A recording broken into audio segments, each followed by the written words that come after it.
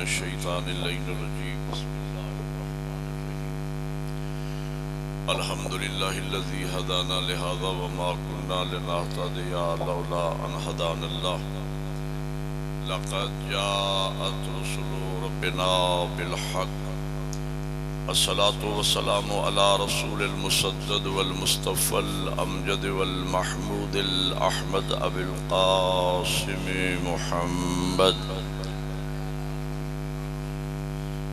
وآله الطيبين الطاهرين المعصومين أما بعد فقد قال الله تبارك وتعالى في كتابه الأعلى بسم الله الرحمن الرحيم قل لا أسألكم عليه أجرا إلا المودة في القربى بلند الصلوات الله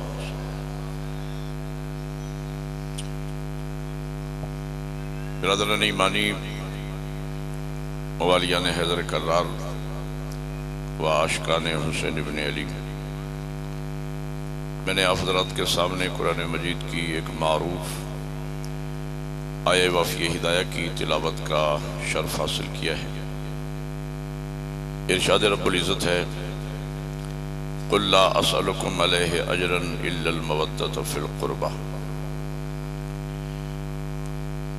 میرے حبیب امت سے کہہ دیجئے کہ میں تم سے رسالت کا دین پہنچائی کا کوئی اجر کوئی مزدوری نہیں مانگتا سوائے اس کے کہ میرے قریبیوں سے محبت کرو۔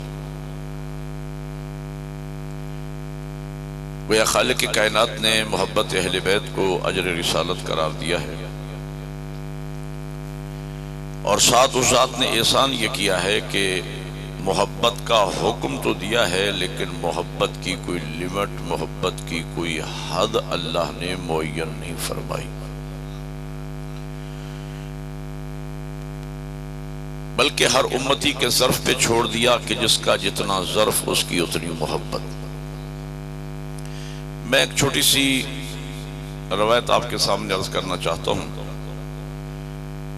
اور اسی پر بیس ہے میری آج کی تقریر، لیکن روایت عرض کرنے سے پہلے آپ سے ایک درخواست ہے کہ آپ تھوڑا تھوڑا آگے تشریف لے آئیں تاکہ بعد میں آنے والے مومنین آگے نہ آئیں۔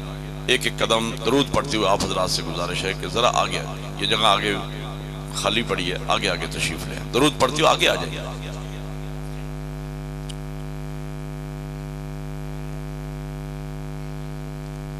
بسم اللہ الرحمن الرحیم۔ قبلہ سب گل کر رہے ہیں، میرا حق تو نہیں بنتا، لیکن عرض ہے کہ میں بڑی محنت اور کوشش نال بابے نوں ملایا تھا اور بڑے اوکھا ٹائم بادشاہ تو ملے ہیں۔ سید بادشاہ میرے تے چند سوال ہیں اس علاقے دے مومنین دے بھی دے غیر مومنین دے بھی مسلمین دے سوال کہ عزتداری یہ مظلوم کربلا قرآن اور حدیث دے مطابق بھی کھاؤں۔ میں بابیرنوں سندھ تو لے کے لاہور تک، فیصل آباد تو سائیوال، میں مظلوم دی عزتداری دے بارے سنیا اور میں بڑا لطف آیا، اور میرے واسطے ہون کئی سال میرے کو پڑھ سن اجے تک بابیرہ تو عزتداری قرآن اور حدیث دے مطابق سنو کہ عزتداری کیا ہے اور وہ دے فائدے کیا ہے۔ اسی ماتم کیوں کر دیں آئے، اسی تعزیہ کیوں کر دیں آئے، اسی ذوالجناح کیوں کر دیں آئے۔ اہل سنت جماعت ساڑھے بھیران نہیں ساڑھی جان ہے، اسا انہاں تو جدا نہیں، اسا صحابہ دا بھی نوکر ہیں۔ جس دی تعظیم مصطفیٰ کرے اسی کیوں اس دا انکار کریے، جنہوں زہرا چاچا آکھے، جنہوں زہرا چاچا آکھے اسا اس صحابی دے نوکر ہیں۔ جس تے زہرا راضی ہے اسا اس صحابی دے تابعدار ہیں۔ تو شاہ صاحب تمہیں عزاداری سنی ہے، اور میرا مرکزی اور میرا اس مجلس دا جگ سید ضمیر در شاہ ہے، وہ دے بعد ذاکرین حضرات علم سننا لے تب بابر تو سنو، اور سوکھا ٹائم بابرہ نہیں دے سکتے، اہل علم حضرات انہوں ہمیشہ جدہ نہیں میں سننا سن دے، اور تسا انشاءاللہ محظوظ ہو سو میرے بابرہ عزاداری تے بول سن۔ رب صلی اللہ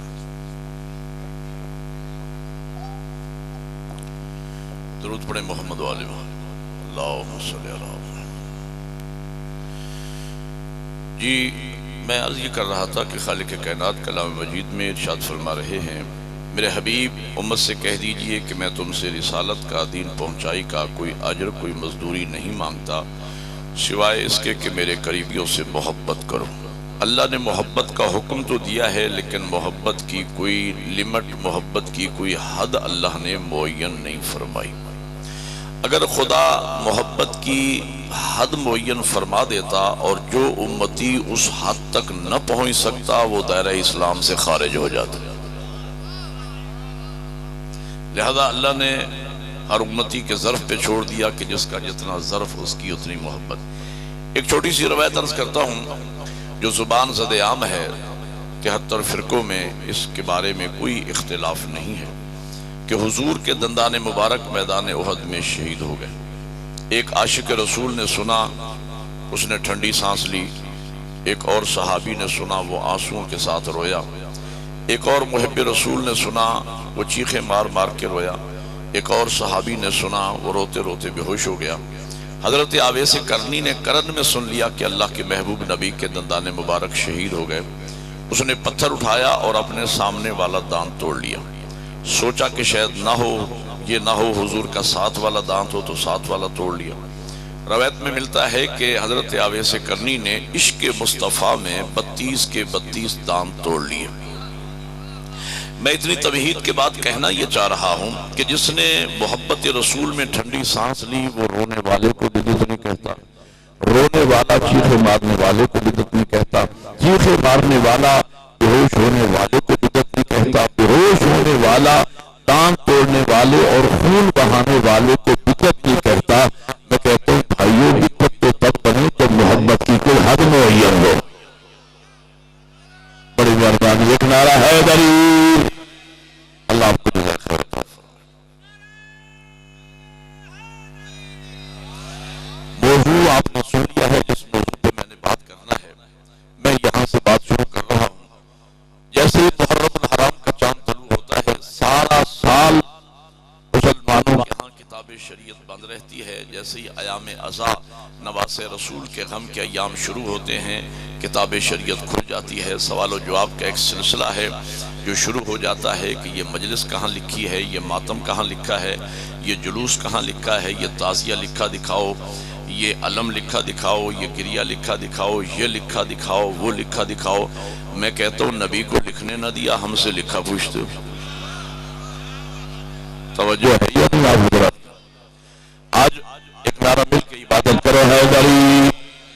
آج میرا دل یہ چاہتا ہے، ہاں شاباش یا رسول اللہ،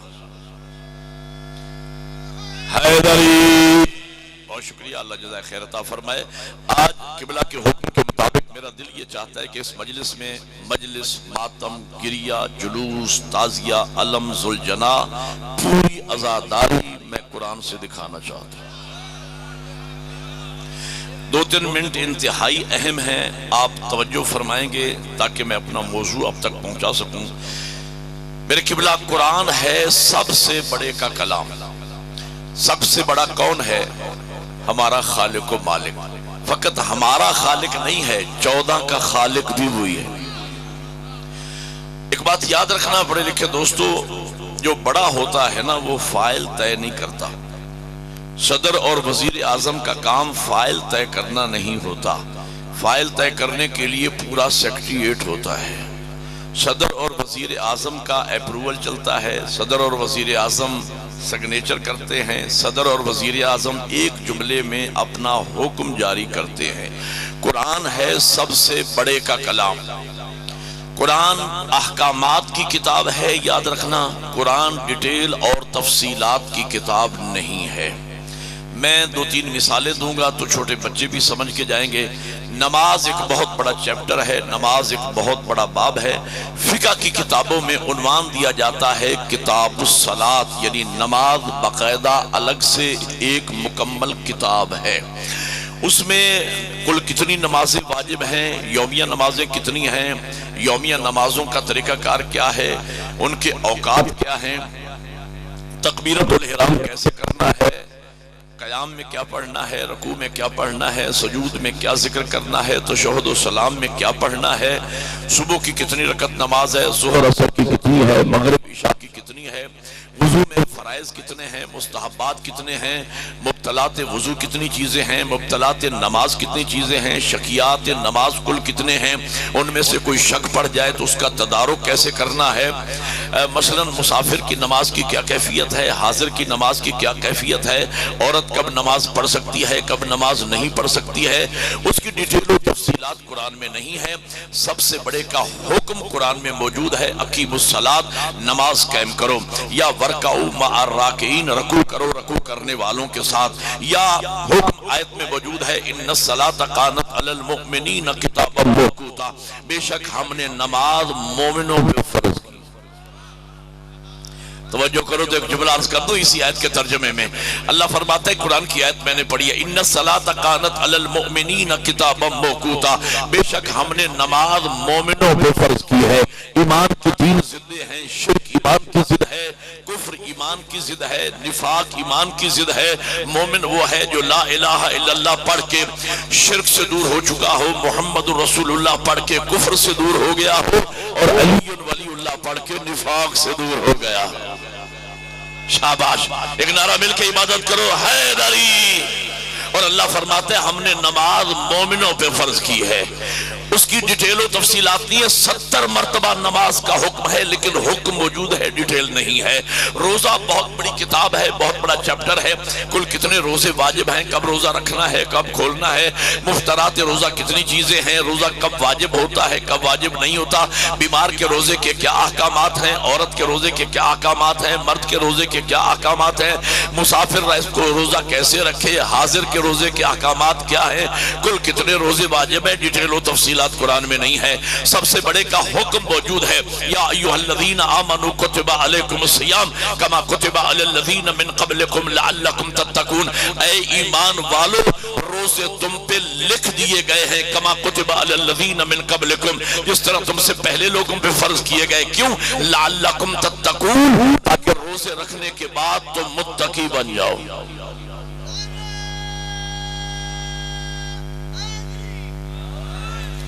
سردار موسیٰ خان صاحب تشریف لا رہے ہیں، وہ تشریف لے آئے، آپ ان کی زیارت بھی کر لیں۔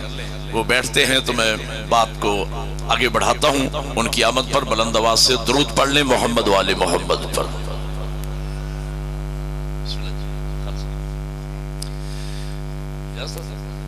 توجہ ہے آپ حضرات؟ سب سے بڑے کا حکم موجود ہے روزے کے متعلق، یا ایھا الذین آمنوا، یہاں بھی ترجمے پر میں ایک جملے کے لیے آپ کو روکوں گا، یا ایھا الذین آمنوا کتب علیکم الصیام، اے ایمان والو روزے تم پہ لکھ دیے گئے ہیں، کما کتب علی الذین من قبلکم، جس طرح تم سے پہلے لوگوں پہ لکھ دیے گئے تھے، یعنی فرض کر دیے گئے تھے۔ روزے اللہ ہم سے کیوں رکھوا رہا ہے؟ لعلکم تتقون، تاکہ روزے رکھنے کے بعد تم متقی بن جاؤ۔ گویا اللہ ہمارے لیے سال میں ایک منتھلی ٹریننگ کا پروگرام بنائے ہوئے ہے کہ سال میں پورا مہینہ ہم سے روزے رکھوا کے ہمیں متقی بنا کے اللہ ہمیں مولا امیر کی ریت میں شامل کرنا چاہتا ہے، اس لیے کہ علی ہمارا گردوں کا امام نہیں، علی متقیوں کا امام ہے۔ ایک نعرہ مل کے عبادت کرو، حیدری۔ حج بہت بڑا چیپٹر ہے، کتاب الحج، یعنی عنوان دیا جاتا ہے، حج ایک الگ سے کتاب ہے۔ حج کس پہ واجب ہوتی ہے، کس پہ واجب نہیں ہوتا، مستطیع کی شرائط کیا ہیں، جب حج واجب ہو جائے تو کون کون سے میقات ہیں جہاں سے احرام باندھنا ہے، احرام باندھنے کے بعد 24 چیزیں محرم پہ حرام ہو جاتی ہیں، ان میں سے کسی کا ارتکاب کرے تو اس کا الگ الگ کفارہ کیا بنتا ہے، عمرہ تمتع کے 5 ارکان ہیں، حج تمتع کے 13 ارکان ہیں، تلبیہ کیسے کرنا ہے، طواف کیسے کرنا ہے، سعی کیسے کرنا ہے، تقصیر کیسے کرنا ہے، طواف النساء کیسے کرنا ہے، عمرہ تمتع میں وقوف عرفہ کیسے کرنا ہے، وقوف مزدلفہ کیسے کرنا ہے، وقوف منی کیسے کرنا ہے، قربانی کیسے کرنا ہے، سر کیسے مڈوانا ہے، رمی جمرات کیسے کرنا ہے، 3 شیطانوں کو پتھر کیسے مارنے ہیں، طواف النساء کیسے کرنا ہے، یعنی اس کی ڈیٹیل و تفصیلات قرآن میں نہیں ہے۔ سب سے بڑے کا حکم موجود ہے، وَلِلَّهِ عَلَى النَّاسِ حِجُّ الْبَيْتِ مَنِ اسْتَطَاعَ إِلَيْهِ سَبِيلًا۔ تمہید ختم ہو گئی، مشکل مرحلے سے میں آپ کو نکال کے لے آیا۔ میں کہنا یہ چاہ رہا ہوں، نماز روزہ حج کی طرح محرم اور عزاداری بھی بہت بڑی کتاب ہے، بہت بڑا باب ہے، بہت بڑا چیپٹر ہے، جس میں مجلس بھی ہے، ماتم بھی ہے، گریہ بھی ہے، جلوس بھی ہے، تعزیہ بھی ہے، علم بھی ہے، سلجنا بھی ہے۔ اگر کوئی ہم سے یہ کہے کہ ایک ایک چیز ہمیں قرآن سے نکال کے دکھاتے جاؤ، یہ میرا چیلنج ہے۔ میں دینی طالب علموں نے، میں نے 10-12 سال حوزہ علمیہ میں پڑھا ہے، 16 سال بیٹھ کر میں نے تعلیمات اہل بیت پڑھائی ہیں۔ میں ذمہ داری کے ساتھ کہہ رہا ہوں، آپ نماز میں جو تکبیرۃ الاحرام کہتے ہیں، پوری نماز تو بجائے خود تکبیرۃ الاحرام کہتے ہیں نا، اللہ اکبر، یہ دو لفظ اکٹھے اللہ اکبر پورے قرآن میں نہیں ہے۔ تو جب کوئی مولوی ملا پوری نماز، روزے کے سارے احکامات، حج کے تمام احکامات ہمیں قرآن سے نہ دکھا سکا، ہم سے کیوں تقاضا ہے کہ پوری عزاداری کلیات و جزیات کے ساتھ قرآن سے دکھاؤ؟ لیکن نماز، روزہ اور حج کی طرح سب سے بڑے کا اپروول، سب سے بڑے کا حکم عزاداری اور محرم کے متعلق میں دکھا دیتا ہوں۔ ارشاد ہوتا ہے بسم اللہ الرحمن الرحیم، قل لا اسألکم علیہ اجرا الا المودۃ فی القربى۔ میرے حبیب امت سے کہہ دیجئے کہ میں تم سے رسالت کا، دین پہنچائی کا کوئی اجر و مزدوری نہیں مانگتا، سوائے اس کے کہ میرے قریبیوں سے محبت کرو۔ محبت کا حکم میں نے دکھا دیا ہے۔ اب جو کچھ ہم ایام عزا میں کرتے ہیں، مجلس، ماتم، گریہ، جلوس، تعزیہ، علم، سلجنا، ان ساری چیزوں کو محبت کے پیمانے پہ پرکھتے چلے جاؤ، اور کوئی ایک چیز محبت سے الگ کر کے دکھاؤ تو بدعت بنے۔ مل کے حیدری، اللہ آپ کو جزائے خیر عطا فرمائے۔ کہ لگے صاحب عجیب بات ہے، پڑھے لکھے لوگ ہوتے ہیں، اس میں انجینئر بھی ہوتے ہیں، ڈاکٹر بھی ہوتے ہیں، پروفیسر بھی ہوتے ہیں، علماء بھی ہوتے ہیں، جلوس جا رہا ہوتا ہے اور جلوس میں گھوڑا جا رہا ہے۔ یہ کون سا لاجک ہے؟ گھوڑے کا جلوس سے کیا تعلق؟ میں کہتا ہوں مسلمان، تمہاری غیرت سے سوال ہے۔ تمہیں عاشور کے دن جلوس میں گھوڑا نظر آ گیا، 10 ذی الحج کو مینا میں اونٹ نظر نہیں آیا؟ بولو یار، میرے ساتھ نہیں سمجھ آ رہی ہے بھائی؟ اگر گھوڑا جانور ہے تو اونٹ بھی تو جانور ہے نا۔ اگر کوئی حاجی بیٹھو، میری بات کی گواہی دینا، 2 دفعہ مجھے بھی سعادت حاصل ہوئی۔ میں نے تو دیکھا احرام باندھے ہوئے تلبیہ کی صداؤں میں حجاج کرام چل رہے ہوتے ہیں، بیچ میں اونٹ بھی چل رہے ہیں، دمبے بھی چل رہے ہیں۔ ہے کسی مسلمان میں جرت کہ اس جانور کو کاروان اسلام سے نکال دے؟ میں کہتا ہوں جو مسلمان کاروان اسلام سے جانور کو نکالنے کا سوچے گا بھی، وہ خود دائرہ اسلام سے نکل جائے گا۔ میں ایک جملہ کہوں گا، جو سمجھے گا وہ بولے گا میرے ساتھ۔ میں کہتا ہوں وہ جانور کاروان اسلام سے کیسے نکلے جو گردن کٹوا کے کارواں کا حصہ بنا۔ چل کے صاحب یہ جانور کا احترام کرتے ہیں۔ جانور کا احترام قرآن سکھاتا ہے، جانور کا احترام اسلام سکھاتا ہے۔ ظلم یہ ہے کہ لوگ قرآن پڑھتے ضرور ہیں لیکن قرآن کو سمجھتے نہیں ہیں۔ قرآن اس لیے نازل نہیں ہوا کہ ایک ہی وقت میں سارا ختم کر دیا جائے اور اس کے ایک لفظ کا بھی پتہ نہ چلے۔ میں قرآن اور اسلام کا فلسفہ چند منٹوں میں آپ کے سامنے رکھنا چاہ رہا ہوں۔ اسلام اور قرآن کا فلسفہ جانور کے متعلق یہ ہے کہ جو جانور کسی اللہ والے کے نام کے ساتھ منسوب ہو گیا، وہ جانور نگاہ توحید میں محترم ہو گیا۔ جو قرآن پڑھا کرتے ہو میری گواہی دیتے رہنا۔ حضرت صالح نبی کی اونٹنی نبی سے منسوب ہو گئی، نگاہ توحید میں محترم ہو گئی۔ حضرت اسماعیل پر قربان ہونے والا دمبا نبی سے منسوب ہو گیا، نگاہ توحید میں محترم ہو گیا۔ حد ہو گئی حضرت عزیر کا گدھا نبی سے منسوب ہو گیا، قرآن میں ذکر ہے، اللہ کی نگاہ میں محترم ہو گیا۔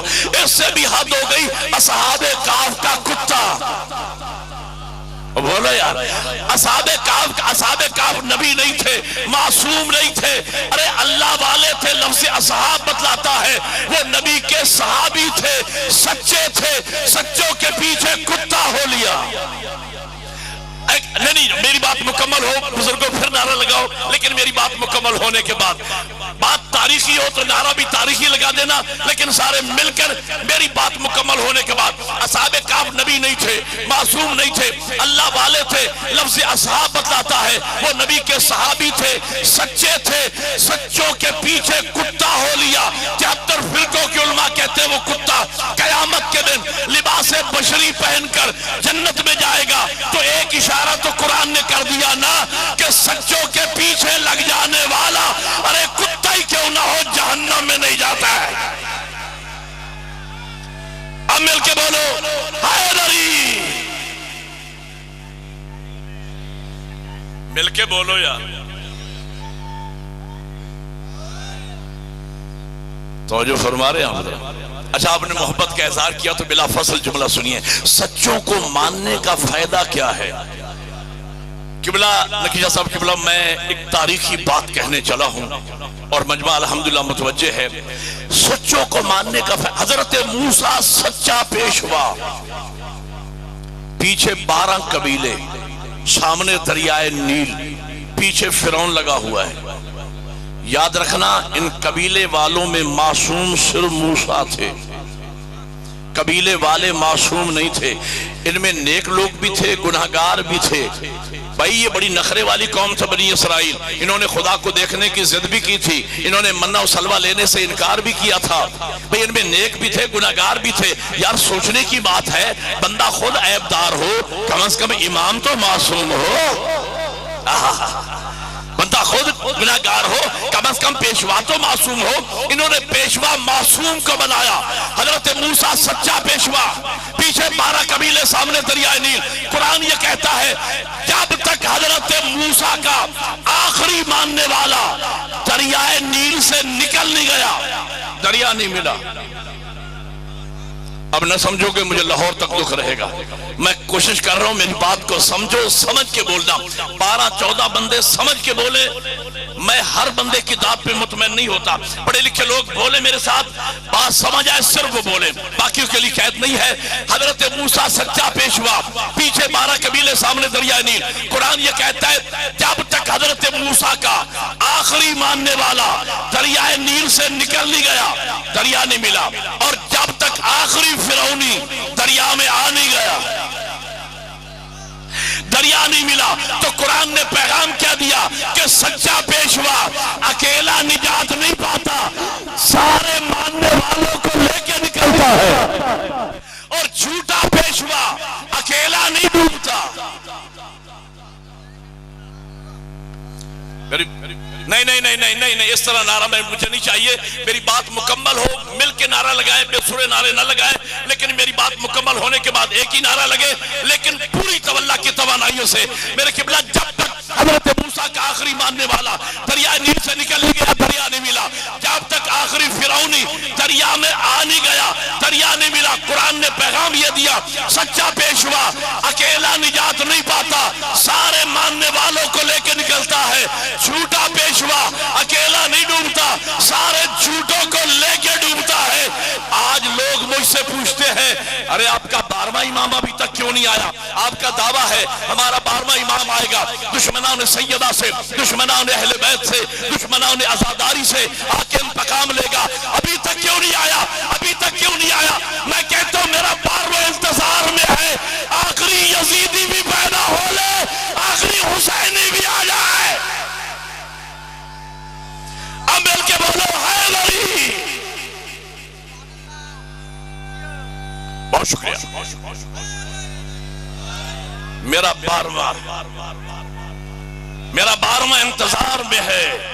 آخری یزیدی بھی پیدا ہو لے، آخری حسینی بھی آ جائے. اس لیے کہ نکلے تو سب نکلے، ڈوبے تو کوئی یزیدی سزا سے بچنے نہ پائے. آپ نے محبت کا اظہار کیا. ایک ایسا جملہ کہنے چلاؤ خان صاحب قبلہ، ایک ایسا جملہ کہنے چلاؤ اگر جملہ سن کر دل میں ٹھنڈک پیدا ہو جائے نا. نعرے تو آپ لگا ہی رہے ہیں، مل کے نہیں لگا رہے، یہ مجھے شکوہ ہے، لیکن لگا رہے ہیں نعرے. نعرہ نہ بھی لگا سکے، جب دل میں ٹھنڈک پیدا ہو اسی لمحے میرے لیے دعا ضرور کر دینا. یہ میں اس لیے کہہ رہا ہوں، یہ بجلی ہے نا، کرنٹ، اس کے 2 اثر ہیں. یہ ایک ہی وقت میں ہیٹر بھی جلاتی ہے، اے سی بھی چلاتی ہے. میرے مولا امیر کے نام کے 2 اثر ہیں. علی کا نام سن کے منافق کے دل میں ہیٹر جل جاتا ہے، مومن کے دل میں اے سی لگ جاتا ہے. اگلا جملہ میرا نہیں ہے، سردار صاحب تشریف فرما ہے. علامہ حسین بخش جاڑا صاحب قبلہ میرے استاد معظم تھے. قبلہ کا جملہ ہے میں اپنے عشرے قربان کر دوں قبلہ کے ایک جملے پر. سمجھ کے بولنا، جنہیں سمجھ ہے. عالم عالم ہوتا ہے یار، عالم کی بات ہوتی ہے. قبلہ نے جملہ 14 قصیدے جتنا آپ کو لطف آئے گا اگر آپ متوجہ ہوئے. قبلہ فرمایا کرتے تھے کہ نام علی سنتا ہر کوئی ہے لیکن کلیجہ مقدر والوں کا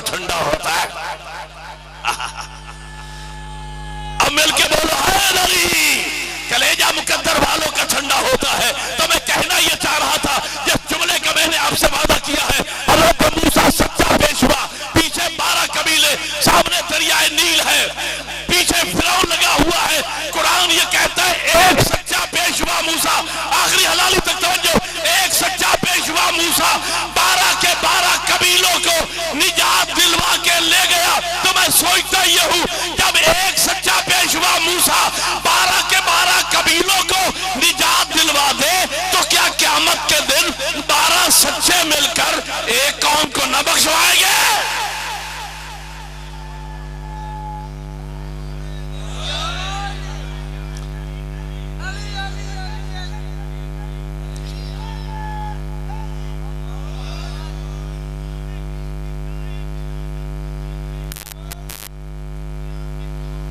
وقت تھوڑا ہے،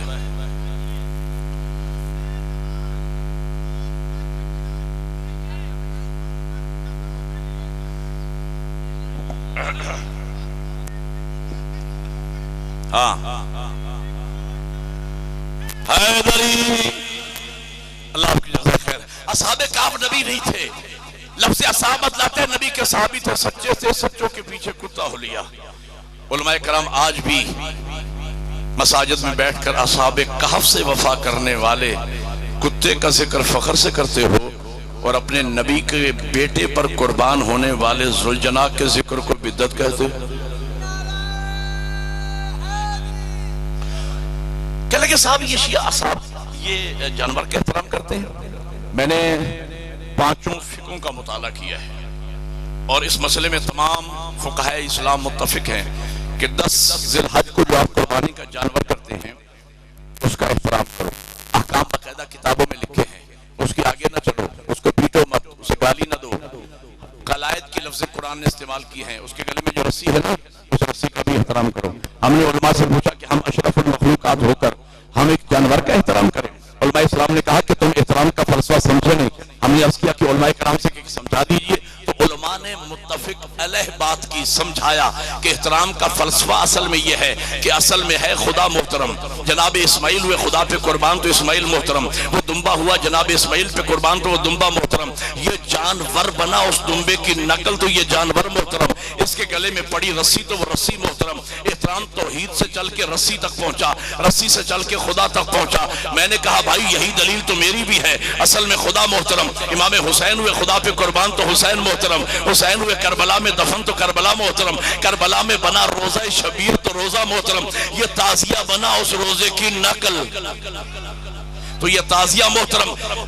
یار ایک تو بزرگ بات مکمل نہیں ہونے دیتے اور بے تکئی نعرے لگائے جا رہے ہیں۔ میں کہتا ہوں جب میری بات مکمل ہو تو مل کے آپ نعرہ لگاتے نہیں ہیں، اور جب آدھی بات ہوتی ہے تو بیچ میں نعرہ لگاتے ہیں۔ ایک نعرہ لگے لیکن بات مکمل ہونے کے بعد میں آپ سے ہاتھ باندھ رہا ہوں۔ تو میں کہنا یہ چاہ رہا تھا کہ اصل میں خدا محترم، امام حسین ہوئے خدا پہ قربان تو حسین محترم، حسین ہوئے کربلا میں دفن تو کربلا محترم، کربلا میں بنا روزہ شبیر تو روزہ محترم، یہ تعزیہ بنا اس روزے کی نقل تو یہ تعزیہ محترم۔ جس طرح احترام توحید سے چل کے رسی تک پہنچا، اسی طرح احترام توحید سے چل کے تعزیہ تک پہنچا۔ کہنے لگے جب تعزیہ کے اندر رکھا ہی کچھ نہیں ہے تو آپ چونتے کس چیز کو؟ میں پوچھتا ہوں شیعہ سنی مسلمانوں مجھے بتاؤ، آپ جو کعبہ کی طرف سجدہ کرتے ہو تو کیا کعبہ میں اللہ بیٹھے ہوئے؟ بولتے کیوں نہیں یار میرے ساتھ؟ اگر کوئی بندہ یہ قائل ہو جائے کہ کعبہ میں اللہ ہے تو وہ حلول کا قائل ہو جائے گا، وہ مشرک ہو جائے گا، دائرہ اسلام سے خارج ہو جائے گا، اس لیے کہ اللہ ہر جگہ ہے، کسی ایک جگہ نہیں ہے۔ خالی دیکھیں میں آپ سے ایک سوال کرتا ہوں کہ آپ کعبہ کو سجدہ کرتے ہیں یا کعبہ کی طرف سجدہ کرتے ہیں؟ بولتے ہی نہیں یار میرے ساتھ۔ ہم کعبہ کی طرف سجدہ کرتے ہیں۔ کعبہ کو جو بندہ کعبہ کو سجدہ کرتا ہے وہ مشرک ہے۔ سجدہ صرف اللہ کی ذات کے لیے ہے۔ اس اشتباہ کو بھی دور کر لیجئے، بہت بڑا اجتماع ہے۔ سجدہ صرف اللہ کی ذات کے لیے ہے، اور نص کہتے ہیں اللہ کے کلیئر کٹ حکم کو، کلیئر کٹ آیت موجود ہے قرآن مجید میں، اسجدوا للہ وعبدوہ، سجدہ کرو اس اللہ کو جس کی عبادت کرتے ہو۔ یعنی سجدہ صرف معبود کو ہے، اور معبود اب کلمہ پڑھتے لا الہ الا اللہ، کوئی معبود نہیں ہے ہے سوائے اللہ کے. اور اس اشتباہ کو بھی دور کر لیجیے آج کی مجلس میں. تعظیمی سجدے کا وجود اسلام میں ہے ہی نہیں. تعظیمی سجدے کا کوئی وجود نہیں ہے.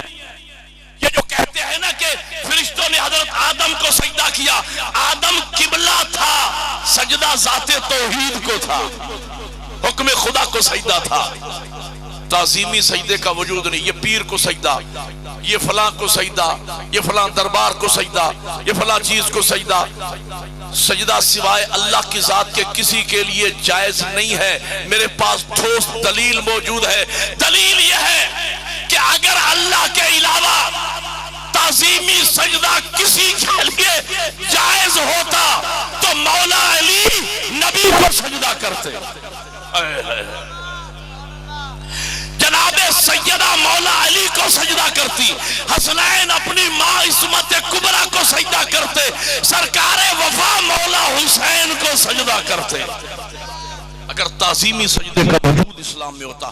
کوئی تعظیمی سجدہ نہیں ہے.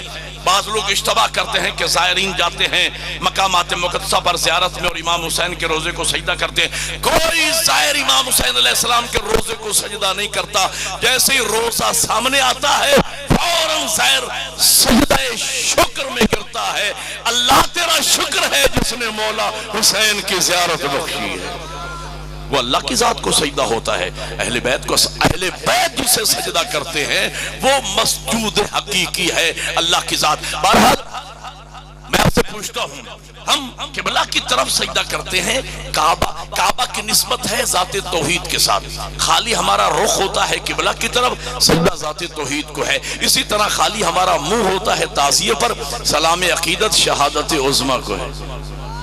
خالی ہمارا منہ ہوتا ہے علم عباس پر، سلام عقیدت وفائے عباس کو ہے. آج کل یہ کرنٹ موضوع چل رہا ہے.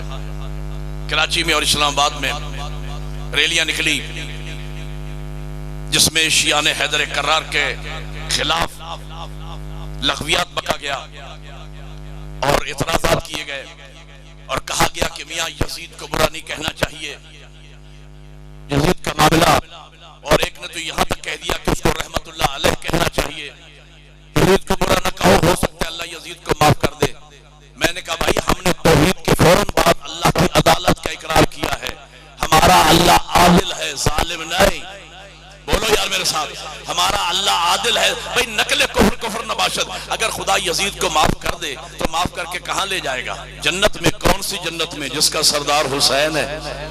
اور جہاں ظالم و مظلوم ایک ہو جائیں، قاتل و مقتول ایک ہو جائیں، وہاں عادل نہیں رہتا. ہمارا اللہ عادل ہے، ظالم نہیں.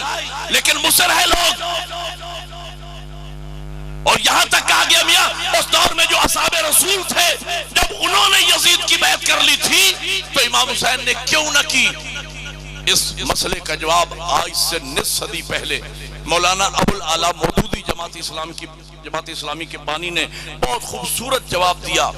علماء کرام کو جب پوچھا گیا کہ جب اصحاب نے بیعت کر لی تھی امام حسین علیہ السلام نے کیوں نہ کی، تو پلٹ کے مولانا مودودی صاحب فرماتے ہیں میں علماء سے پوچھتا ہوں مجھے بتاؤ جب وارث جنت نے بیعت نہیں کی تو اصحاب نے کیوں کی؟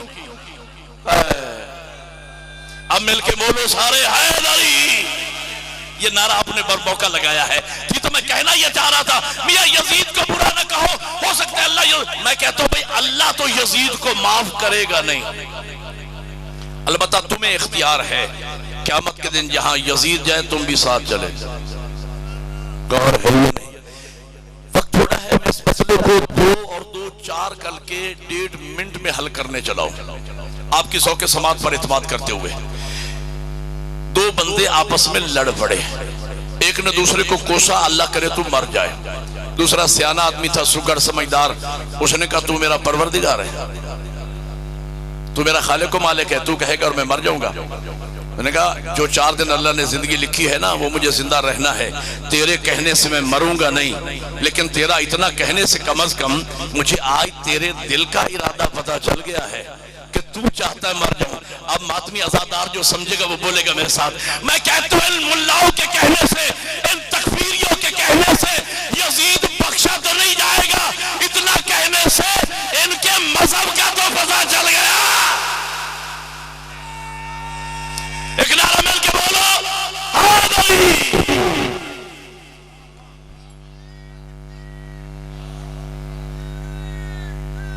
یا رسول اللہ،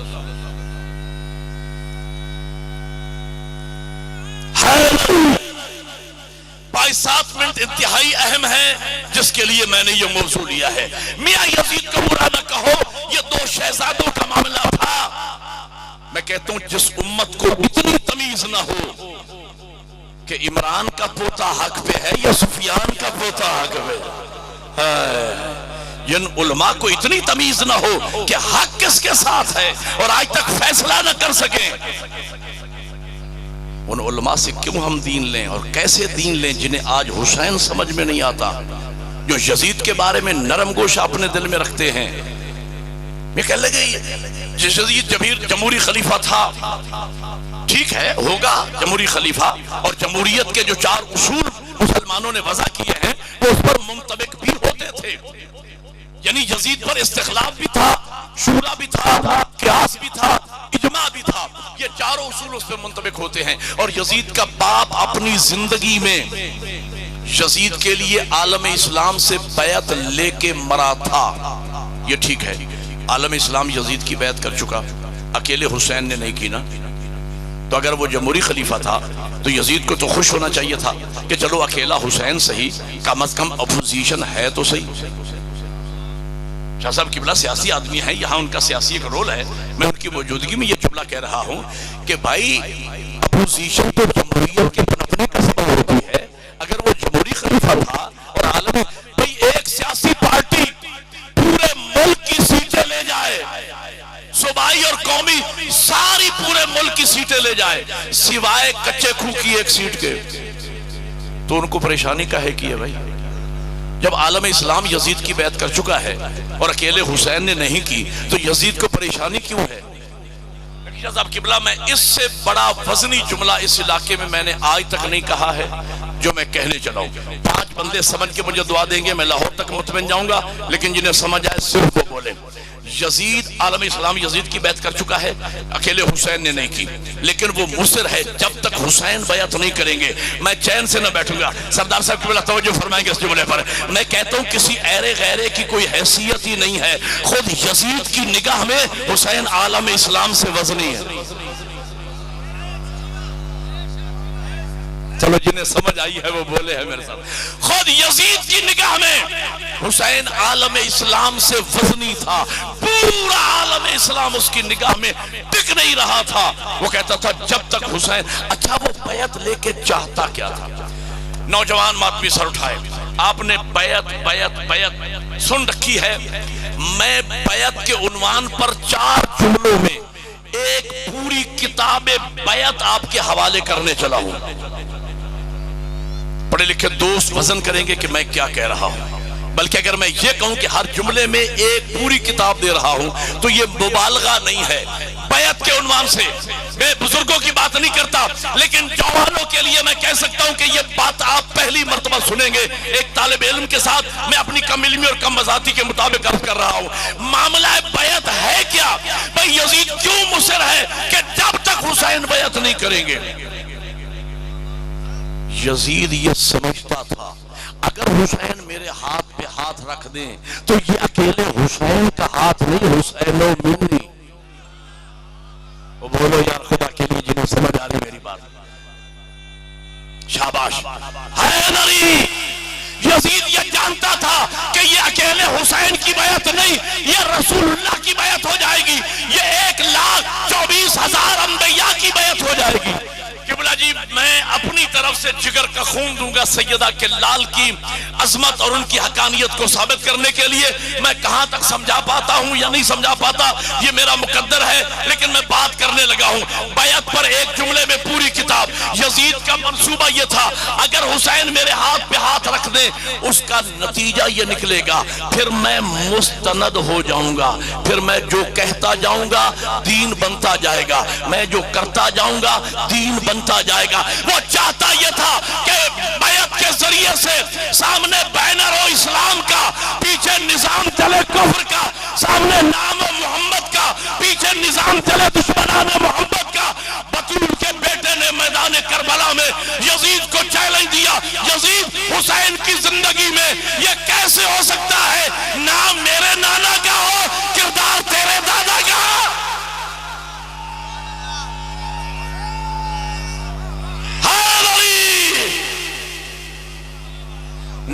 یہاں یہ بنتا تھا حسینیت، حسینیت نعرہ حسین، یہ نہیں نعرہ حسینیت، نعرہ یہ بنتا ہے حسینیت.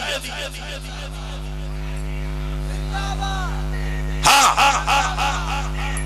مرد آباد بے شمار.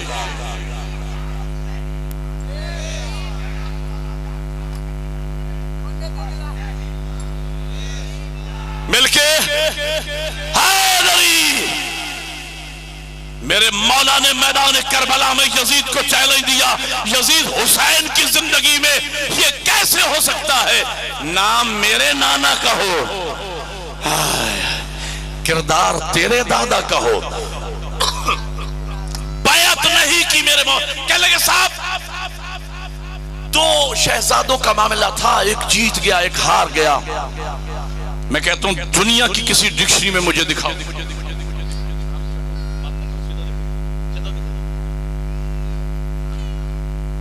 توجہ فرما رہے میری طرف جی؟ میں کہنا یہ چاہ رہا تھا یعنی دو شہزادے، ایک جیت گیا ایک ہار گیا.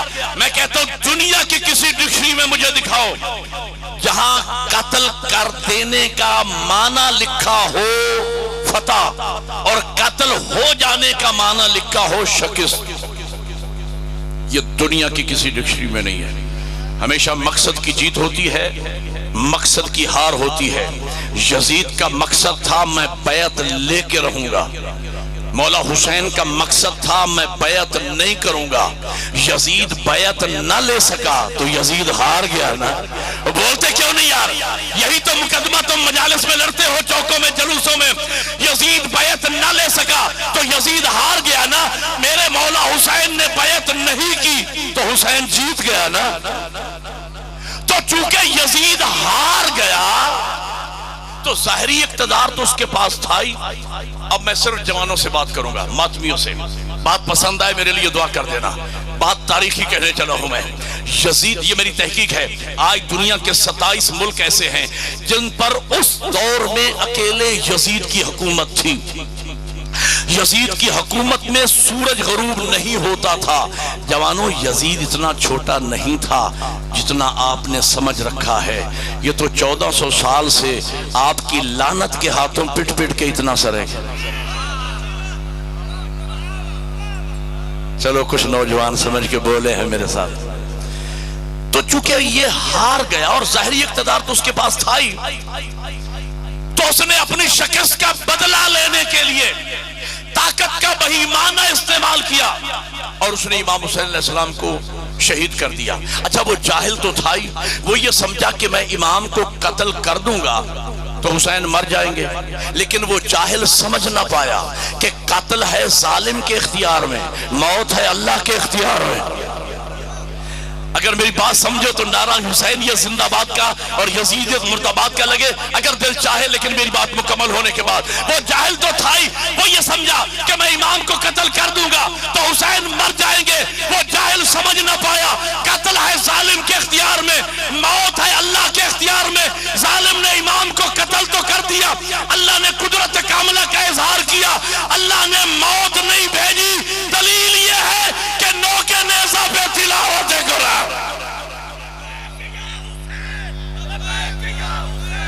لبیک یا حسین.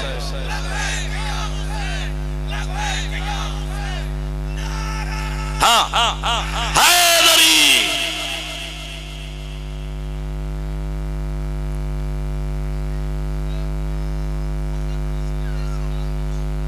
واہ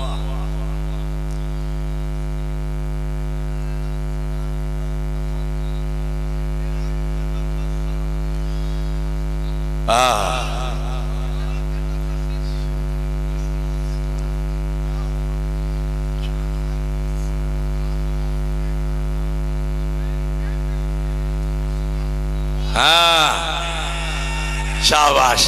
ایک نعرہ مل کے حیدری. بڑی مہربانی. مرد آباد حیدری. میں قبلہ کی تائید میں اس جملے کو پھر دوہرا کے کہہ رہا ہوں.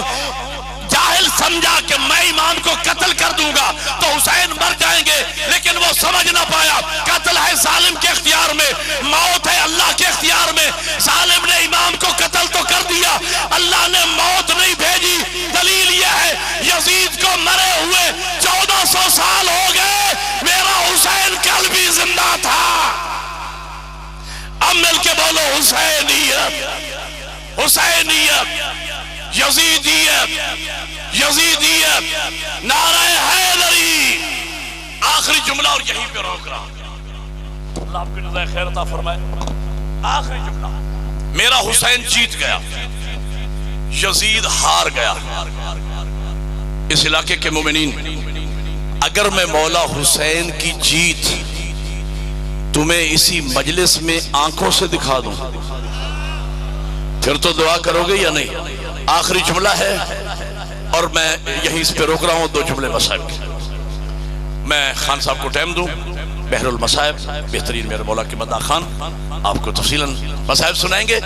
2-3 منٹ میں نے آپ کو زحمت دینا ہے، اور آخری جملہ کہہ رہا ہوں، میں اگر مولا حسین کی جیت آنکھوں سے دکھا دوں دعا کرو گے یا نہیں؟ آزادارو دعا کرنا ماتمیو، میں مولا حسین کی جیت دکھانے چلا ہوں۔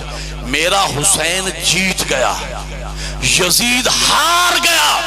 اور بھائیو، جو پارٹی الیکشن جیت جاتی ہے چوکوں میں جلوس وہی لے کے آتی ہے، اور جو پارٹی الیکشن ہار جاتی ہے وہ شام کو گھروں میں منہ چھپائے پھرتے ہیں۔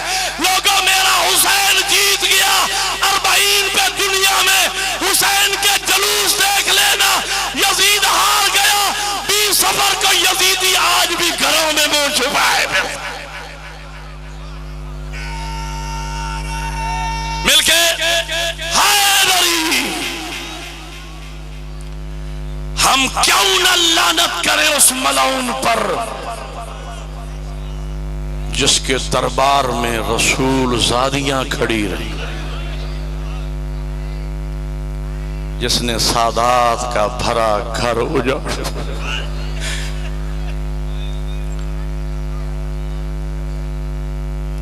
میں مقتل کا طالب علم ہوں، مطالعے کے بعد مجلس پڑھتا ہوں۔ میں نے مقتل کی کتابوں میں پڑھا ہے 63 محمل مدینے سے لے کے چلی تھی زینب، اور علماء مقاتل نے لکھا کہ جب واقعہ کربلا ختم ہو چکا ہے نا، علماء لکھتے ہیں پھر بھی 40 اونٹ تھے جن پر بیویوں اور بچوں کو سوار کیا گیا۔ عزادارو، ہر اونٹ پہ 2 سواریاں بھی ہوں 80 سواری بنتی ہے، لیکن جگر پھٹتا ہے جب ہم سید سجاد کا جملہ پڑھتے ہیں۔ میرا قیدی مولا فرماتا ہے جب ہم شام کے بازار میں داخل ہوئے تو ہم صرف 17 افراد رہ گئے تھے۔ مصائب تو پڑھ دیا میں نے، جو ایک رسی میں بندھے ہوئے تھے۔ وہ چھوٹی اولاد والا شیعہ مجھے بتا وہ چھوٹے چھوٹے معصوم بچے کہاں گئے؟ میں سید ہوں، مسافر ہوں، آپ کا مہمان ہوں، آپ میرے شریف میزبان ہیں۔ ایک دعا مانگتا ہوں، آمین ضرور کہنا۔ آپ سب کے لیے، ماؤں بہنوں بیٹیوں کے لیے، سردار صاحب بیٹھے ہیں، بانیان بیٹھے ہیں، آپ مخلصین سب میرے لیے دعا کیجئے گا۔ میری دعا ہے کہ اللہ ہم سب کو کربلا کی زیارت نصیب کرے۔ میں دیکھ رہا ہوں، میں نے کربلا کا نام لیا ہے، ہر امیر غریب کی آنکھوں میں آنسو تار آئے ہیں۔ میں سوچتا ہوں امیری غریبی تو مالک کی طرف سے ہوتی ہے نا، غریب عزادار کا دل تو کرتا ہوگا کاش میں بھی کربلا جاؤں اور جا کے وہ جگہ دیکھوں جہاں 70 قدم کے فاصلے پہ غریب ذبح ہوتا رہا، 3 مہینے سر پہ قرآن رکھ کے کہتی رہی ظالم نہ مار۔ میری دعائے مسافر سید کی اللہ آپ کو لے جائے کربلا۔ سادات کی قربانیاں دین پہ دیکھنا ہو تو کربلا جاؤ، جب جاؤ نا کربلا اور کربلا سے شام جانے لگو، ہو سکے تو میرے بدے ہوئے ہاتھوں کو یاد رکھنا، کوشش کرنا اس علاقے کا مقامی ڈرائیور لینا اور اس ڈرائیور سے کہنا کہ یار ہمیں اس راستے سے شام لے جا جس راستے سے رسول زادیاں شام گئے۔ وہ ڈرائیور آپ کو بتائے گا یہ بھی غریب زہرا کی قبر ہے، یہاں بھی گلستان زہرا کی کلی دفن ہے۔ عزادارو، کربلا سے لے کر شام تک اولاد بطول کی قبریں بن گئی۔ کیسے قبریں بنی؟ یقیناً آپ نے بچوں کے ساتھ سفر کیا ہوگا، میں زیادہ دور کی بات نہیں کرتا۔ آپ کو تو لمبا سے یا آپ کو کچے کھو سے ساہیوال تک جانا ہونا، اگر لفظ میں سمجھا سکا تو عبادت ہو جائے گی۔ جتنی آرام دہ سواری کیوں نہ ہو، دستور سفر کیا ہے؟ ہمیشہ مائیں بچوں کو پکڑ کے بیٹھتی ہیں، ہو سکتا ہے کوئی جمپ لگے بچہ گر نہ جائے۔ عزادارو علم عباس سامنے میرے سر پہ قرآن رکھو، کربلا سے لے کر شام تک 1400 میل کی منزل ہے، ماؤں نے بچوں کو نہیں پکڑا ہوا، بچوں نے ماؤں کو پکڑا رہا، اس لیے کہ ماؤں کے ہاتھ پسے گردن بندھے ہوئے تھے۔ عزادارو جب تک بچوں کے ہاتھوں میں طاقت رہتی، بچے ماؤں کے دامن سے لپٹے رہتے، جب بچوں کے ہاتھ تھک جاتے، بچوں کے ہاتھ چھٹ جاتے، بچے رو کے کہتے اماں میں گر گیا، ماں حسرت یاس کی نگاہ سے دیکھ کر کہتی میرے لال خدا حافظ ماں مجبور ہے۔ 1.5 منٹ کی زحمت، اسی بات کا گواہ ہے وہ واقعہ، وہ نیزہ جس پر سر حسین تھا، چلتے چلتے زمین میں گڑ گیا، چلنے سے نہیں چلا نا، شمر کوڑا لے کے سید سجاد کے پاس آیا، قیدی تیرے بابا کا نیزہ کیوں نہیں چلتا؟ سید سجاد نے اونٹ کی طرف دیکھا، بیمار کی چیخ نکل گئی، رو کے کہا ملعون ہماری سواری گر گئی۔ اللہ کرے میں ماتمی کو لفظ سمجھا لوں، سواری گر گئی۔ شمر کہتے ہیں سجاد بچے تو پہلے بھی گرتے رہے ہیں، پہلے تو نیزہ نہیں رکا۔ سید سجاد کی آنکھوں میں خون بڑھا، کہا ملعون پہلے ہمارے بچے تھے، اب ہماری غیرت کا مسئلہ ہے۔ اور حسین کے سینے کا تعویذ سکینہ گر گئی۔ عزادارو میں نے پڑھ دیا، آپ نے سن لیا، سکینہ کا نام آیا، جناب زینب نے اپنے آپ کو اونٹ سے یوں گرایا جیسے عباس زین سے گرے تھے۔ آج سے چند سال پہلے یہی جملہ میں نے ڈیرہ غازی خان محسن نقوی شہید کے جلسے پہ کہا کہ جناب زینب نے اپنے آپ کو اونٹ سے یوں گرایا جیسے عباس زین سے گرے تھے۔ ایک سفید ریش سیدزادہ ماتمی کھڑا ہو گیا، اس نے منہ پہ ماتم کیا، اس نے کہا مولانا بی بی کا تقابل عباس سے نہ کرو، عباس علی کا بیٹا تھا، زینب علی کی بیٹی۔ اگلا جملہ جو ماتمی نے کہا مجھے قبر کی دیواروں تک نہ بھولے گا، کہ مولانا عباس کا گھوڑے سے گرنا اور ہے، زینب کا اونٹ سے گرنا۔ رات کا آخری لفظ رات کا وقت بی بی نے تلاش کرنا شروع کیا، تھوڑی دور کہیں بی بی کیا دیکھا؟ ایک کالے برقے والی بی بی ہے جس نے جناب سکینہ کو اٹھایا ہوا ہے، پیار کر رہی ہے۔